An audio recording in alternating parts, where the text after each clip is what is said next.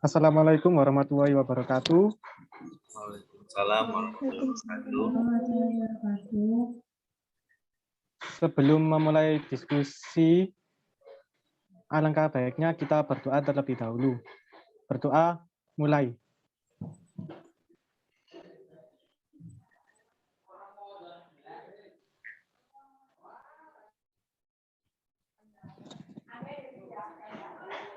Doa selesai.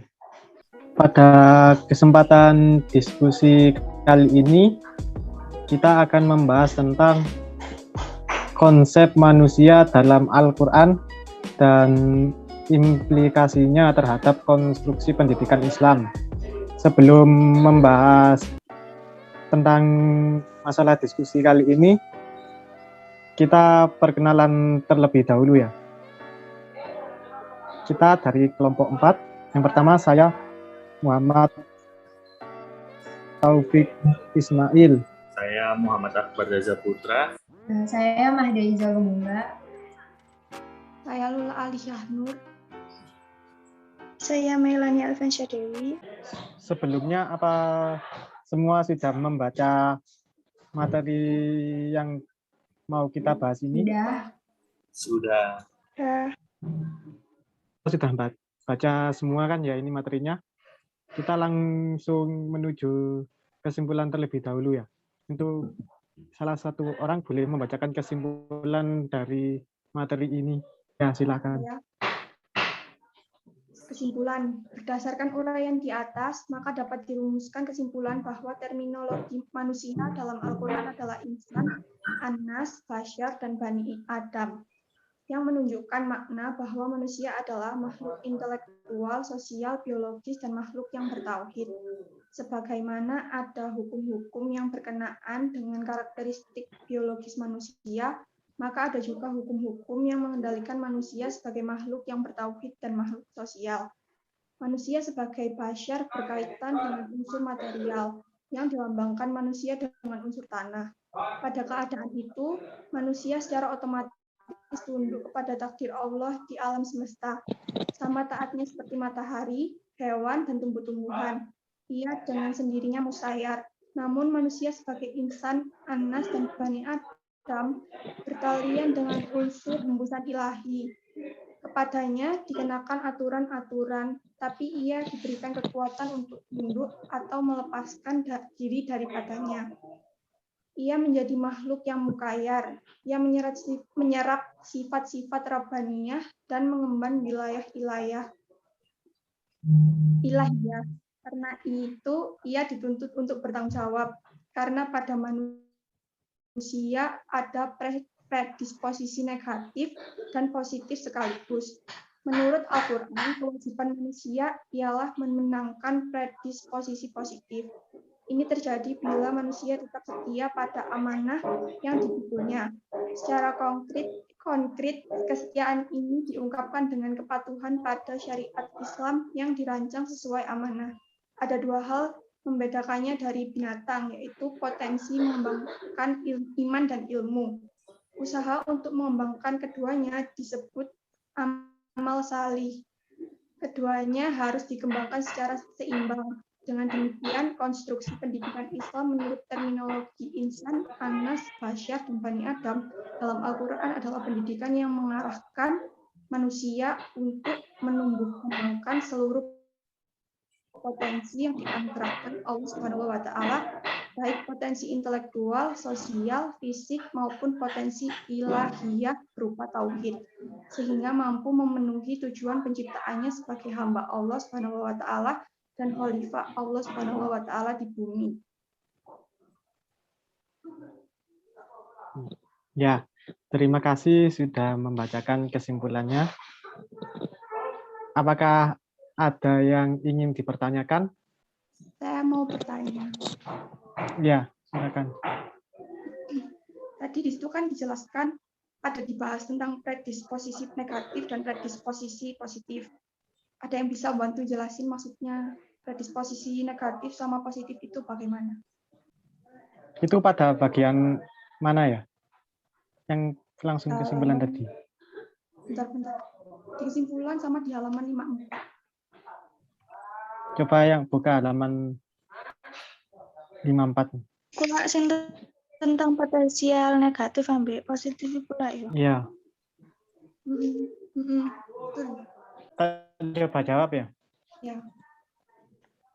Jawab apa? Kalau manusia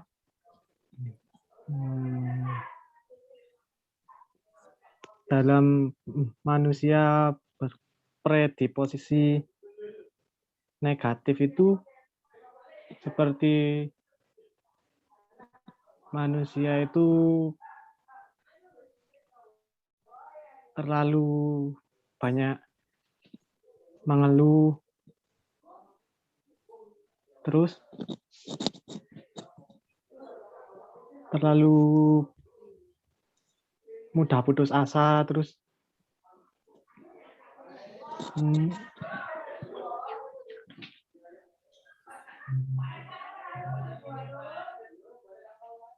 manusia itu lemah. Kalau negatif itu seperti kekurangan-kekurangan dari manusia gitu. Jadi manusia itu tidak mudah tidak mudah bersyukur gitulah. Kayak gimana ya? Manusia itu kadang bila diberi sesuatu gitu kan kayak kurang gitu ya. Sama inginnya lebih gitu, kayak kalau dikasih segini kurang, tidak bisa bersyukur dengan apa yang didapatnya gitu. Kalau yang positif itu hal-hal yang baik dari manusia itu, seperti manusia itu taat dalam beribadah, patuh dalam menjalankan ajaran-ajarannya, terus manusia itu juga selalu bersyukur atas yang diberikan Allah kepadanya. Gitu kalau menurut saya. Makasih. Izin Ya. menambahkan, kalau menurut saya predisposisi yang positif itu kayak misalkan kita sudah dikasih akal dan kepintaran dari Allah SWT, jadi kita bisa memanfaatkannya dan mengimplementasikannya dengan baik. Tuh. Terus selain itu manusia juga diberikan amanah, sehingga kayak kecenderungan kita itu untuk berbuat kebaikan, sedangkan predisposisi negatif itu seperti yang sudah dijelaskan oleh tadi Mas Taufik. Nah, sekian menurut saya. Terima kasih. Izin menambahkan lagi. Iya. Sebelumnya pada hakikat seorang manusia adalah predisposisinya itu lebih tinggi positifnya daripada negatifnya. Akan tetapi daya tarik dari predisposisi negatif itu lebih kuat dari daya tarik predisposisi positif. Jadi manusia dituntut untuk memelihara nafsu agar tidak terjerumus ke predisposisi negatif itu tadi. Ada yang mau menambahkan lagi? Saya rasa cukup, bisa lanjut ke pertanyaan lainnya. Ya, apakah ada yang ingin dipertanyakan lagi? Saya izin bertanya. Ya, silakan. Kan manusia itu merupakan makhluk multidimensional, dan untuk dapat memahami dari diri yang multidimensional dan itu dipersyaratkan seseorang untuk mencapai taraf insan kamil atau manusia sempurna. Maksud dari kesempurnaan manusia itu apa ya? Dan bukannya semua manusia itu sama aja, kan yang membedakan itu hanya iman dan takwa. Terima kasih. Ya. Itu pada halaman berapa ya yang mau dipertanyakan? Halaman pertama. Kan tadi pertanyaannya itu syarat manusia dapat dikatakan sempurna. Syarat untuk manusia dapat dikatakan sempurna ya? Iya, dan juga maksud dari kesempurnaan manusia itu apa, dan bukannya manusia itu sama aja seperti manusia lainnya, yang membedakan hanya iman dan takwa.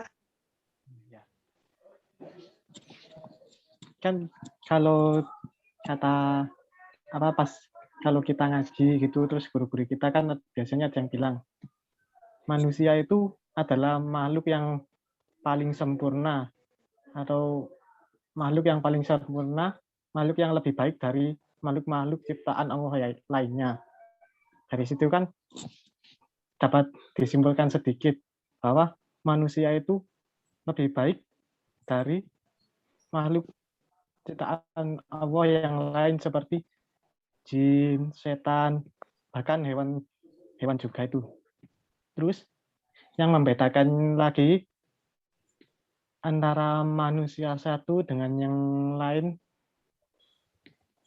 itu kan tadi katanya iman. Tentu saja tidak hanya itu saja.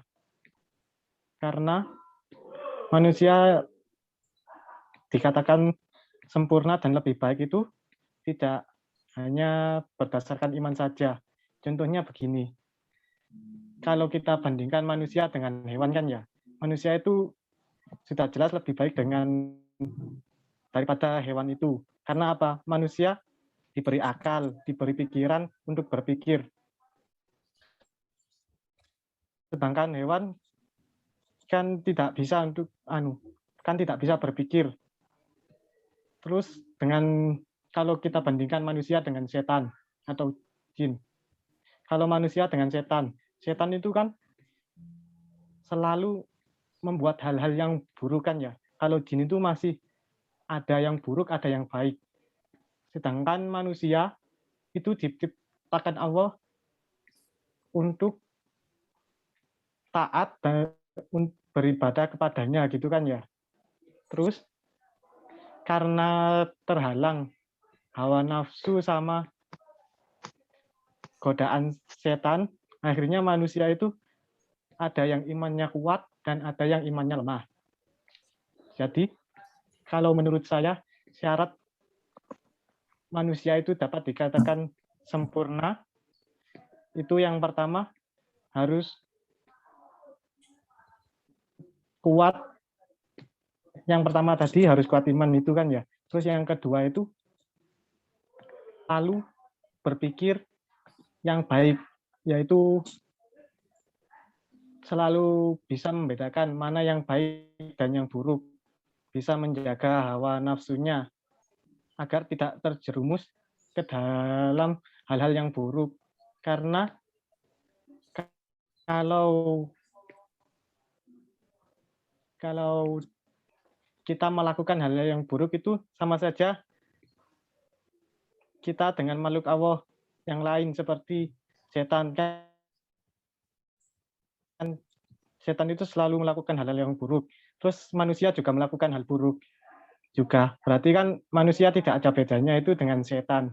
Jadi manusia itu harus bisa mengendalikan hawa nafsu dan pikirannya agar bisa menjadi makhluk yang sempurna gitu. Terima kasih. Terima kasih atas jawabannya. Saya ingin menambahkan tentang tahapan-tahapan untuk menjadi manusia yang sempurna. Manusia yang sempurna ini dalam artian agar kita menjadi pribadi yang lebih baik lagi. Yang pertama itu kita harus mengenali akan diri kita sendiri, kayak kita ini siapa, bagaimananya kita. Lalu yang kedua itu adalah kita harus punya panutan eksistensial gitu. Jadi kita harus merenungi tentang perbuatan kita gitu. Jadi kita harus senantiasa beribadah juga kepada Tuhan. Lalu yang ketiga itu adalah kita sebagai manusia yang dapat berproses dan terus berkembang. Sekian. Terima kasih. Apakah ada yang mau menambahkan lagi? Menurut saya dari pernyataan itu bisa saya tambahin kalau setiap manusia harus memiliki pedoman, yaitu pedoman kita, yaitu Al-Quran, dan setiap manusia diwajibkan untuk beribadah dan selalu mempunyai sikap selalu bersyukur, saling tolong-menolong, dan mempunyai hati yang baik. Di situ dapat dikatakan memiliki sifat yang sempurna, akhlak yang sempurna, dan maupun fisik yang sempurna. Cukup itu saja yang dapat saya sampaikan. Terima kasih. Apakah ada yang ingin bertanya lagi? Saya ingin bertanya tentang di silakan. paragraf ini. Jadi saya ingin menanyakan mengapa dikotomi ilmu pengetahuan yang menjadi fenomena dari akulturasi abnormal pendidikan penjajah dan pendidikan Islam disebut kurang sehat? Kenapa ya bisa disebut kurang sehat? Mohon penjelasannya. Mau izin menjawab. Ya, silakan. Di sini alkulturasi abnormal pendidikan penjajah dan pendidikan Islam disebut kurang sehat karena alkulturasi abnormal pendidikan penjajah dengan pendidikan Islam ternyata menghasilkan suatu fenomena yang kurang sehat, yakni lahirnya dikotomi ilmu pengetahuan yang memang sejak awal sudah disetting oleh kaum penjajah. Saya mau menambahkan. Akulturasi abnormal pendidikan penjajah dengan pendidikan Islam ternyata menghasilkan suatu fenomena yang kurang sehat, yakni lahirnya dikotomi ilmu pengetahuan. Itu berarti antara ajaran pendidikan Islam dengan pendidikan penjajah itu saling bertolak belakang. Contohnya dalam ideologi liberalisme yang dibawa oleh penjajah ini. Ideologi liberalisme ini isinya tentang kebebasan individu. Tetapi dari kebebasan individu ini tidak dibatasi. Itu tidak sejalan dengan ajaran agama Islam. Agama Islam juga ada kebebasan, tapi ada batasnya juga tentang kebebasan itu. Itu saja. Terima kasih. Baik, terima kasih. Apakah ada yang mau menambahkan lagi? Apakah dari pernyataan tadi sudah jelas? Sudah, menurut saya sudah cukup jelas. Ya, kalau begitu karena waktunya sudah lebih ya, baik. Waktunya sudah lebih ini, kita tutup dulu untuk diskusi kali ini. Sebelum mengakhiri diskusi pada hari ini, marilah kita berdoa. Berdoa mulai.